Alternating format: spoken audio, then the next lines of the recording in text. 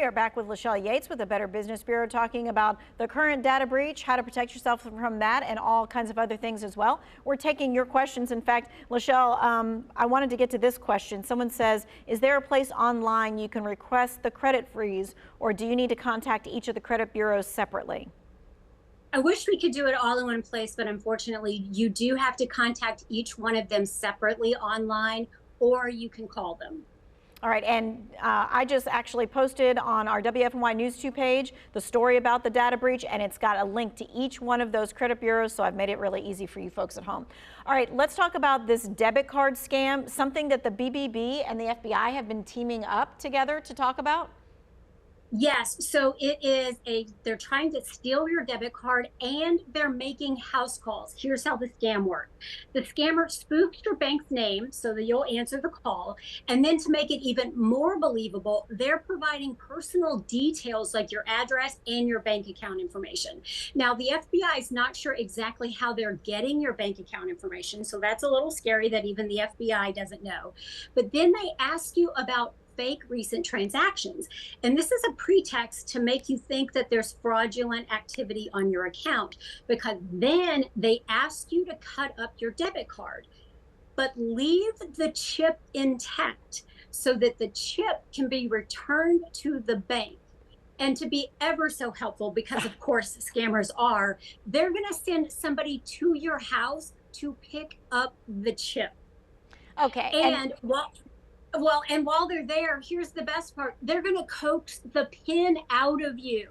Now, I know this is sending up all kinds of red flags, but the FBI wouldn't be warning you if people weren't, unfortunately falling for this. So, while you're thinking, I'm never going to fall for this, people are. So be very, very wary of this. Okay, so if you do get one of these calls, you should do what? Because again, it looks like it's your bank that's calling.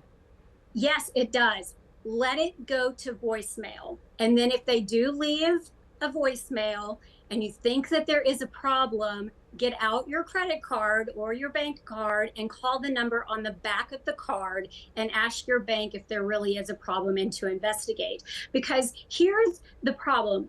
Never engage with a scammer, because one article that I read talked about this can happen. They said, even if you discover you're speaking with a scammer, you still need to be careful with this particular campaign, because the scammers do have access to your address. They might not take no for an answer and show up at your door. So in that case, you want to keep your lights on, your door's locked, and let someone else close to you know what's going on. So I say, don't let it get to that point. Just don't engage with the scammers ever.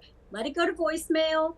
Know that it's a scam. Don't worry about it. Or if you think there's a problem, call your bank and figure out if there is.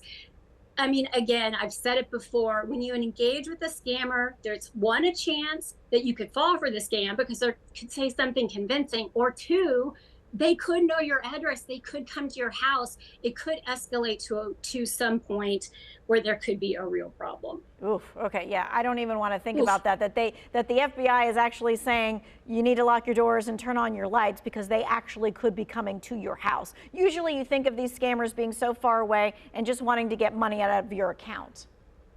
Exactly. But no, I mean, they have your address. They're in this scam. They have shown up at people's houses to collect their chips. So they obviously have your address. There are two people involved. This can be a real danger if you do engage with these scammers and they don't take no for an answer. Okay, we've got two back to school kind of things that I know that you want to talk about. I'm going to talk about the second one first. And this is a lot of people taking back to school photos. And so they do the photo and they have all the fun facts that the kids are holding. You say do that, but do it with safety in mind. Yes. So here are some tips that you really want to think about.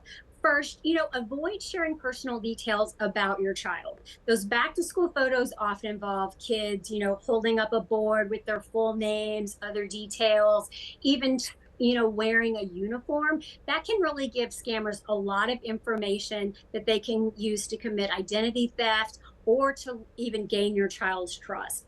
Also, leave off information about your child's school, because they could, if you're talking about your child's teacher or grade level, that could make your child the target for unscrupulous people. Don't mention these details, because also you could use that as security questions for banking or credit card information. And sometimes, scammers can use that to guess your passwords. Also, choose generic backgrounds for your photo. Be really mindful of house numbers, street signs, other identifying locations that you might use, school signs, bus stops, other things like that.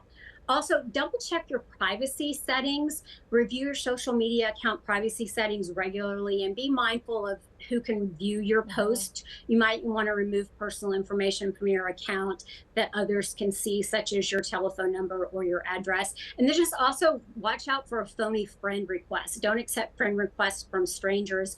And also, if you've accepted a friend request before, that could be a scammer that's trying to connect with you to get access to your friends. And so be aware of that as well.